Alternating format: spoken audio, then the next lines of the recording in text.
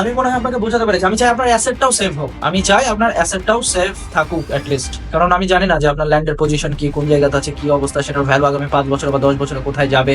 আবার ওইরকম একটা পজিশন, আপনি ওইরকম টাকা থাকলে কালকে পেনশনের টাকা আসলে যে ওরকম যে দামে আপনি কিনছিলেন সেই দামে আবার ওইরকম জায়গাতে ওইরকম পরিমাণ আপনি জমি কিনতে পারবেন, এগুলো একটা ব্যাপার স্যাপার আছে কিন্তু। সুতরাং আমি চাই যে আপনার ল্যান্ডটাও সেভ থাকুক। আপনি ল্যান্ডটাকে কোনো মানুষের হাতে রেখে আপনি পুরো ল্যান্ডটার টাকাটার জন্য রিকোয়েস্ট করেন, ইট ইজ পসিবল। আমি আরেকটা বিষয় বলে, আপনার কাছে এটা অসম্ভব মনে হতে পারে, কিন্তু একটা জিনিস মাথায় রাখবেন, লাইফে পৃথিবীর একটা নিয়ম আছে। পৃথিবীর নিয়মটা হচ্ছে কি জানেন? You have not because you ask not. আপনার কাছে কোটি কোটি টাকা কেন নাই জানেন? কারণ আপনি কোনোদিন কোটি কোটি টাকার স্বপ্ন দেখেননি এবং নিজের লাইফ থেকে এটা ডিমান্ড করেননি। আল্লাহর পক্ষ থেকে, আল্লাহর কাছ থেকে এটা আপনি ওইরকম ভাবে চাননি। আপনি আপনার লাইফকে রিফ্লেক্ট করে দেখেন, আমি গ্যারান্টি দিয়ে বলতে পারি আপনি কোনোদিন এটা ভাবেন যে 10 কোটি টাকার আমাকে মালিক হতেই হবে।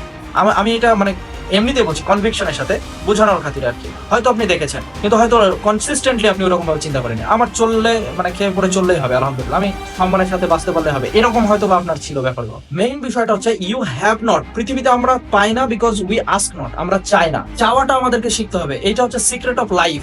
লাইফে আপনি তাই পাবেন যে আপনি নেগোশিয়েট করবেন। এখন আপনার জন্য কি নেগোশিয়েট করতে হবে জানেন? আমার জমি আছে, এই জমিটা দেখিয়ে ভাই তুমি আমাকে হেল্প করো, তোমার টাকা আছে 16 লাখ টাকা দিয়ে তুমি আমাকে হেল্প করো, বা তুমি এই জমিটার মানে আনুমানিক আমার 16 লাখ টাকা ধার লাগবে, তুমি দাও, আর এই জমিটা দরকার হলে তুমি তোমার কাছে রাখো কিছুদিন, আমি যখন টাকা শোধ করবো তুমি আমাকে দিও। ব্যাপারটা এরকম অলমোস্ট। এটা ইথিক্যালি করবেন, 2, 4, 5 জনের সাক্ষী রেখে করবেন, যাতে পরবর্তীতে আবার এই জমি নিয়ে আপনাকে ভেজালে না পড়তে হয়।